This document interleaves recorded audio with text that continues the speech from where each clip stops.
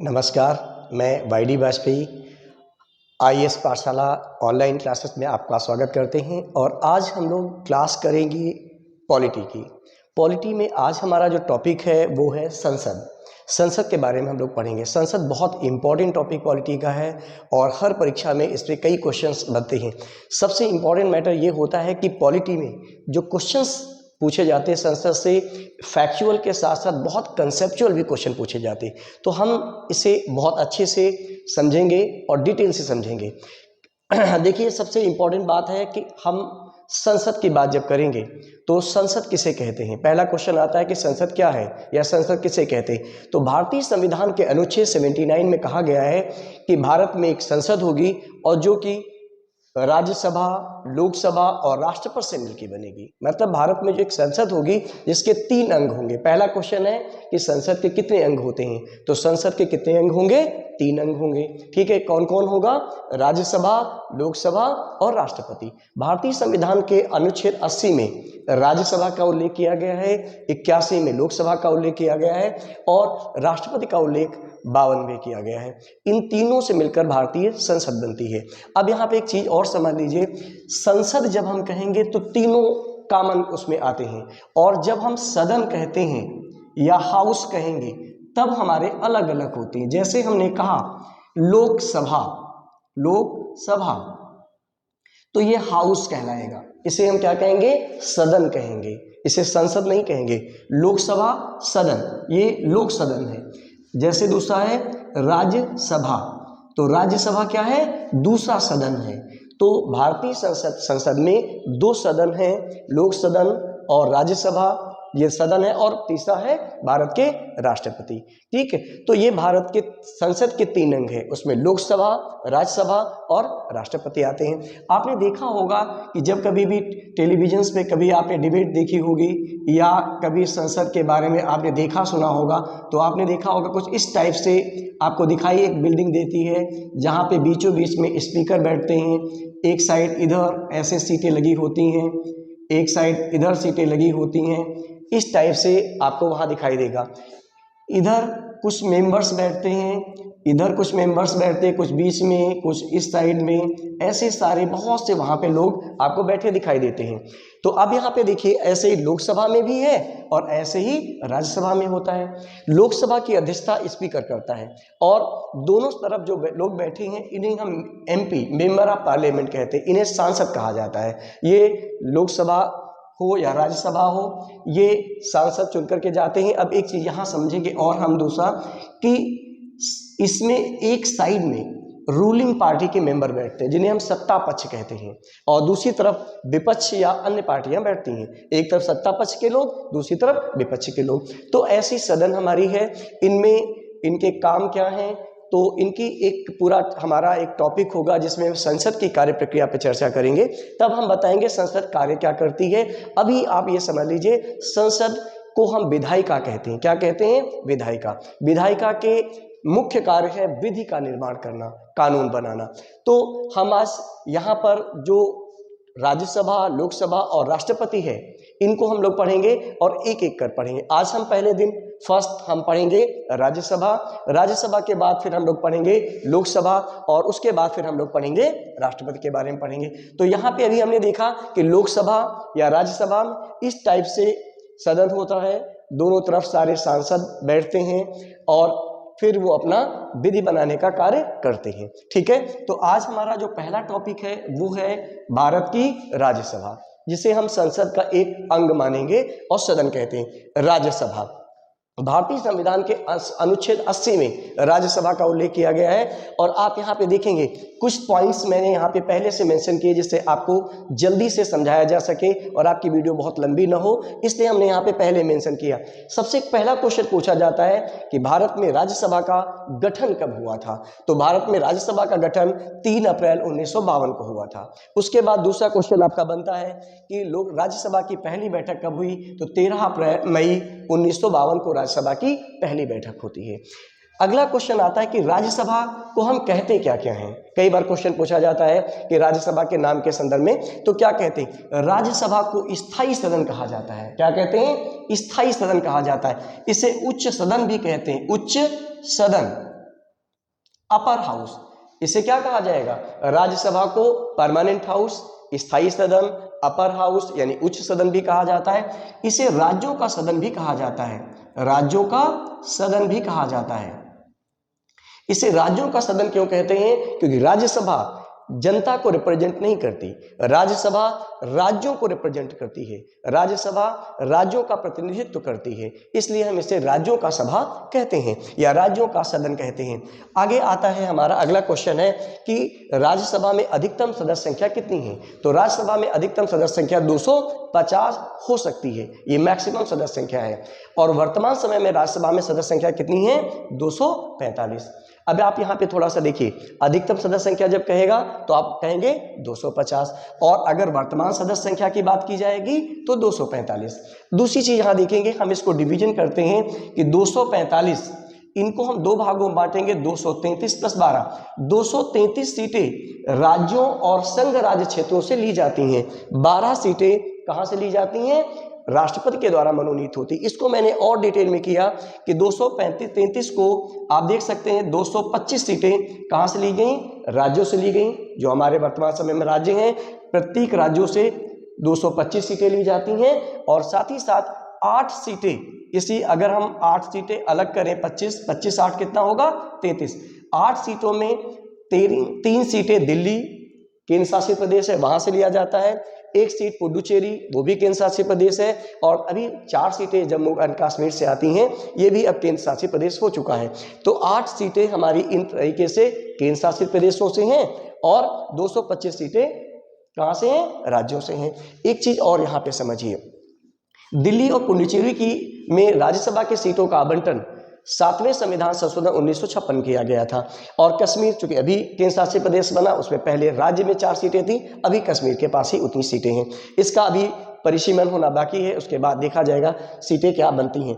अब यहाँ पे एक चीज और देखेंगे, 12 सदस्यों को, जो यहाँ लिखा है 12 सदस्यों को भारतीय संविधान के अनुच्छेद 80 के 3rd क्लास में, भारतीय संविधान के अनुच्छेद 80 के 3rd क्लास में कहा गया है कि भारत का राष्ट्रपति राज्यसभा में 12 सदस्यों को मनोनीत करेगा। और ये 12 सदस्य 4 अलग अलग क्षेत्रों के विख्यात या प्रख्यात लोग होते हैं, रेनाउंड लोग होते हैं। इनमें कौन कौन से वर्ग से आते हैं? एक साहित्य क्षेत्र के बहुत विद्वान लोग, कला के क्षेत्र के, विज्ञान, समाज सेवा, 4 वर्गों के जो बहुत प्रतिष्ठित और विद्वान लोग हैं, उन्हें राष्ट्रपति राज्यसभा में मनोनीत करता है। और ये टोटल मिला के 12 सदस्य होते हैं। ठीक है, एक चीज और ध्यान रखेंगे, जो राष्ट्रपति द्वारा राज्यसभा में सदस्यों का मनोनयन है, ये हम कहाँ से लेते हैं? आयरलैंड के संविधान से हम लेते हैं। आयरलैंड के संविधान में भी ये व्यवस्था दी गई कि राज्यसभा में सीटों का मनोनयन हम भारत में उसी हिसाब से करते हैं। तो ये हमारे राज्यसभा में सीटों का मनोनयन हो गया, 225 राज्यों से, 8 केंद्र शासित प्रदेशों से और 12 राष्ट्रपति के द्वारा। आगे चलते हैं सदन का कार्यकाल। अगर पूछा जाए राज्यसभा का कार्यकाल कितना है, तो राज्यसभा एक स्थायी सदन है, परमानेंट हाउस है, तो ये अनंत काल तक चलेगी, असीमित इसका कार्यकाल है, इसे स्थायी सदन कहा जाता है। इसका कोई कार्यकाल ऐसा नहीं कि 5 साल 10 साल, ये अनंत समय तक असीमित, जब तक संसदीय शासन प्रणाली भारत में है तब तक ये अस्तित्व में बनी रहेगी।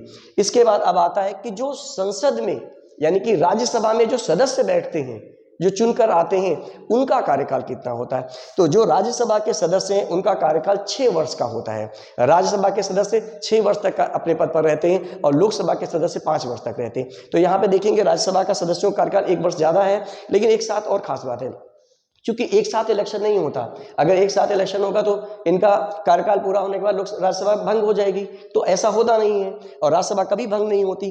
तो हर अंतराल पर 2-2 सालों पर राज्यसभा के प्रत्येक 1/3 सदस्य 2 सालों पर, मतलब ये कहा जाए हर 2 वर्ष बाद राज्यसभा के कुल 1/3 सदस्य सेवानिवृत्त होते रहते हैं। 1/3 सदस्य सेवानिवृत्त हुए, उनके जगह फिर अन्य सदस्यों का चयन, फिर सेवानिवृत्त हुए, फिर अन्य सदस्यों का चुनाव, इस तरीके से सदस्य आते हैं। अब बात आती है कि आखिर राज्यसभा के सदस्य चुने कैसे जाते हैं, इनका चुनाव कैसे होता है?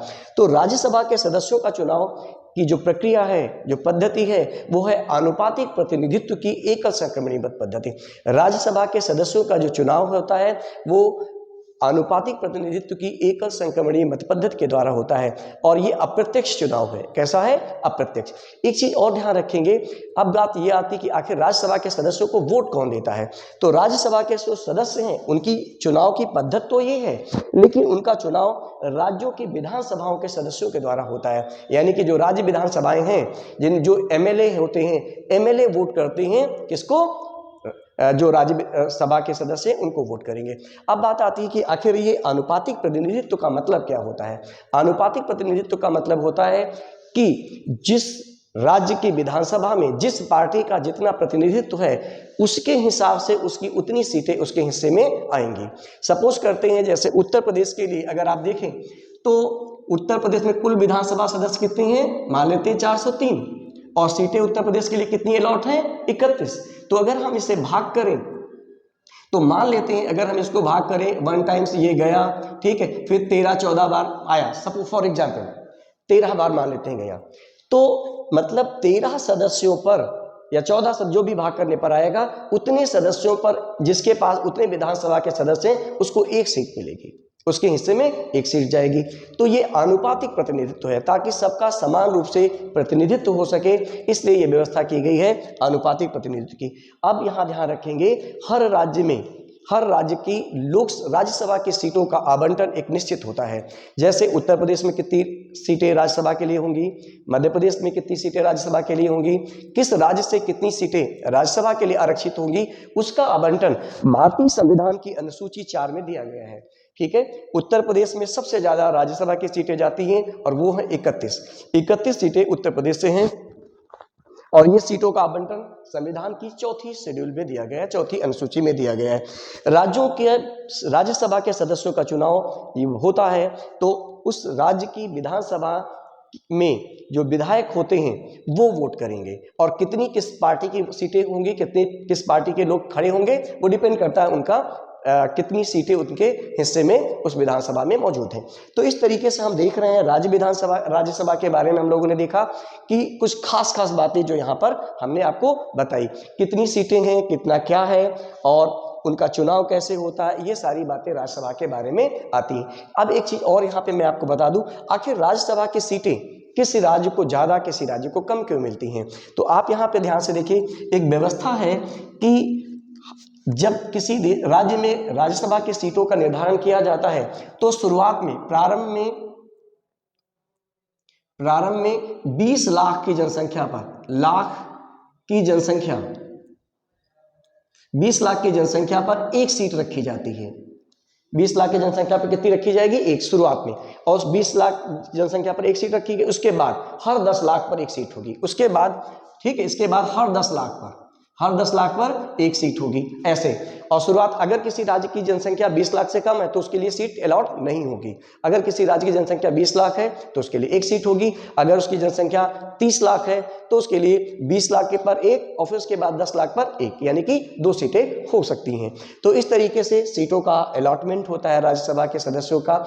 राज्यसभा की अध्यक्षता एक ऐसा व्यक्ति करता है जो उसका मेंबर नहीं होता। एक क्वेश्चन पूछा जाता है कि भारत के राज्यसभा की सदस्य अध्यक्षता कौन करता है, तो भारत के राज्यसभा की सभापति यानी अध्यक्षता का कार्य भारत के उपराष्ट्रपति करते हैं, और वे राज्यसभा के सदस्य नहीं होते।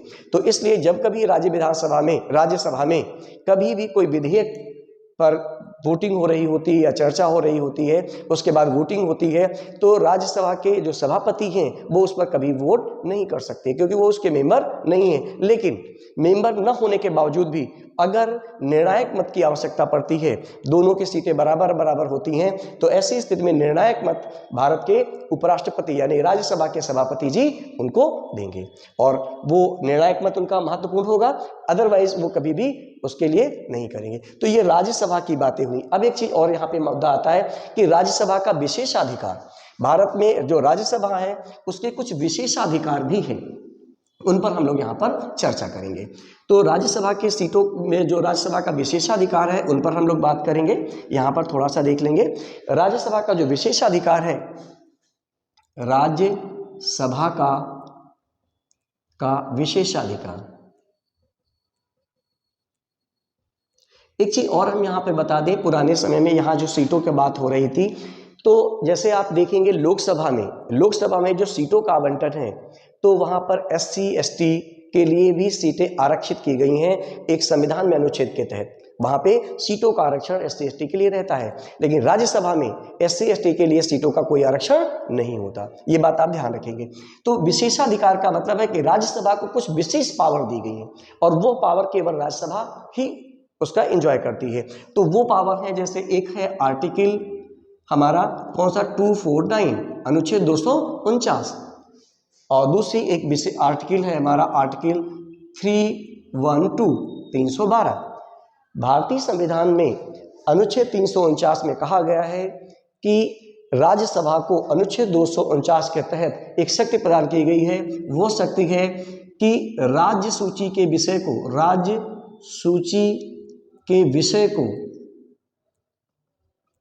को राष्ट्रीय महत्व का घोषित कर दे, राष्ट्रीय महत्व का घोषित कर दे। यहां पर ध्यान रखेंगे, ये कहा गया है कि यदि राज्यसभा कुल के बहुमत से, ये कहा गया है यदि राज्यसभा कुल के बहुमत तथा उपस्थित और मतदान करने वालों के 2/3 बहुमत से क्या करती है, किसी राज्य सूची के विषय को प्रस्ताव पारित कर राष्ट्रीय महत्व का घोषित करे, तो उस पर फिर संसद कानून बना सकेगी। देखिए यहाँ पे ध्यान रखेंगे, संसद हमेशा कानून संघ सूची पर बनाती है, राज्य सूची पर कानून कौन बनाएगा, राज्य सरकारें बनाती हैं। लेकिन अगर राज्यसभा कुल के बहुमत तथा उपस्थित और मतदान करने वालों के 2/3 बहुमत से एक प्रस्ताव पारित करे कि राज्य सूची के इस विषय को राष्ट्रीय महत्व का घोषित किया जाता है, तो उस विषय पर फिर संघ सरकार कानून बना सकेगी, मतलब संसद उस विषय पर फिर कानून बना सकेगी। ये विशेषाधिकार केवल राज्यसभा को दिया गया है। और आर्टिकल यहाँ पर 312 में और राज्यसभा को विशेषाधिकार दिया गया है, वो ये है कि नई अखिल भारतीय सेवा का सृजन, नई अखिल भारतीय सेवा का सृजन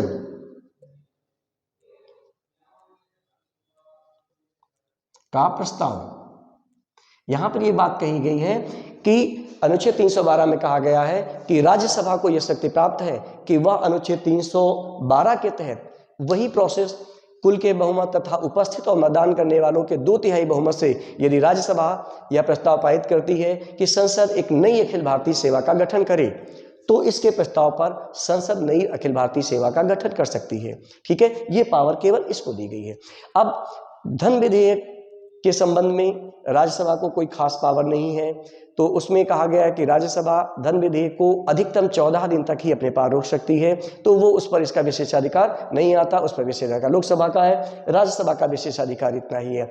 और राज्यसभा के बारे में मैंने जो आपको अभी तक बताया, इतना अपने आप में पर्याप्त है। अगर आप इसे अच्छे से देखेंगे तो आपका कोई क्वेश्चन आसानी से नहीं छूटेगा। ठीक है, और आज हम लोग सिर्फ इस पे इतना ही चर्चा करेंगे। इसके बाद नेक्स्ट क्लास में हम लोग लोकसभा पर पढ़ेंगे पूरा, उसके बाद हम राष्ट्रपति और संसद की संपूर्ण कार्य प्रक्रिया के बारे में भी चर्चा करेंगे। धन्यवाद।